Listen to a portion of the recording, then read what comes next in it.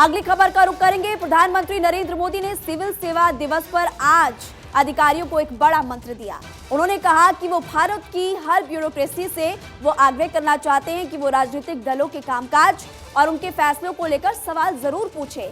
यही नहीं, प्रधानमंत्री मोदी ने 5 प्रण का जिक्र किया और कहा कि लोकतंत्र के लिए प्रण सर्वप्रथम है। और इस मौके पर प्रधानमंत्री मोदी ने कई आईएएस अधिकारियों को सम्मानित भी किया।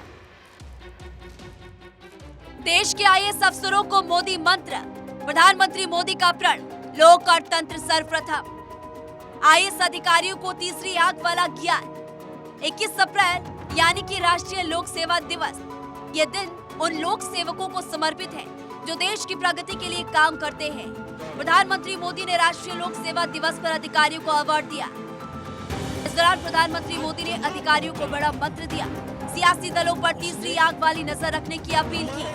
हमें एक और बात हमेशा ध्यान रखनी है, 100% सैचुरेशन के लिए हमें इससे भी अधिक मेहनत की, इनोवेटिव समाधानों की पल पल जरूरत पड़ेगी।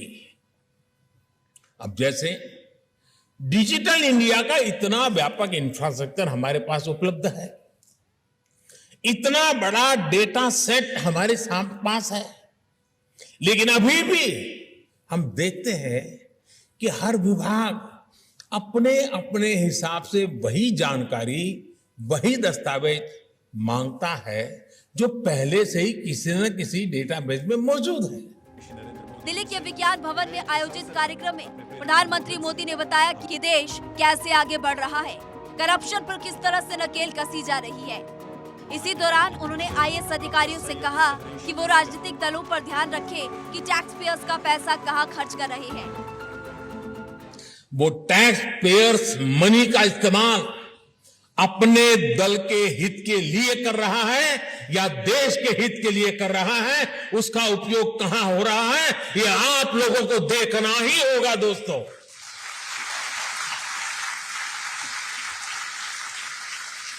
वो राजनीतिक दल अपने दल के विस्तार में सरकारी धन का उपयोग कर रहा है या फिर देश के विकास में उस पैसों का इस्तेमाल कर रहा है, वो राजनीतिक दल अपना वोट बैंक बनाने के लिए सरकारी धन लुटा रहा है या फिर सभी का जीवन आसान बनाने के लिए काम कर रहा है, वो राजनीतिक दल सरकारी पैसे से अपना प्रचार कर रहा है या फिर ईमानदारी से लोगों को जागरूक कर रहा है, वो राजनीतिक दल अपने कार्यकर्ताओं को ही विभिन्न संस्थाओं में नियुक्त कर रहा है या फिर सबको पारदर्शी रूप से नौकरी में आने का अवसर दे रहा है। वो राजनीतिक दल नीतियों में इसलिए तो फेरबदल नहीं कर रहा ताकि उसकी आकाओं की काली कमाई के नए रास्ते बने। आप अपने हर फैसले से पहले इन सवालों के बारे में जरूर सोचें। सरदार पटेल जिस ब्यूरोक्रेसी को स्टील फ्रेम ऑफ इंडिया कहा करते थे, उसी ब्यूरोक्रेसी को उनकी अपेक्षाओं पर भी खरा उतरना है, क्योंकि अब अगर ब्यूरोक्रेसी से चूक हुई तो देश का धन लूट जाएगा। 33 मिनट की स्पीच में उन्होंने बताया कि देश ने आप पर बहुत भरोसा किया है, आपको मौका दिया है, उस भरोसे को कायम रखते हुए काम करिए। आपकी सर्विस में आपके फैसलों का आधार सिर्फ और सिर्फ देश हित होना चाहिए। गरीब से गरीब को भी सुशासन का विश्वास मिला। हमारे पास समय कम है लेकिन सामर्थ्य भरपूर है। डिजिटल पेमेंट में भारत नंबर 1, 3 लाख करोड़ रुपए गलत हाथों में जाने से बचे, सबके लिए सरकार काम कर रही है।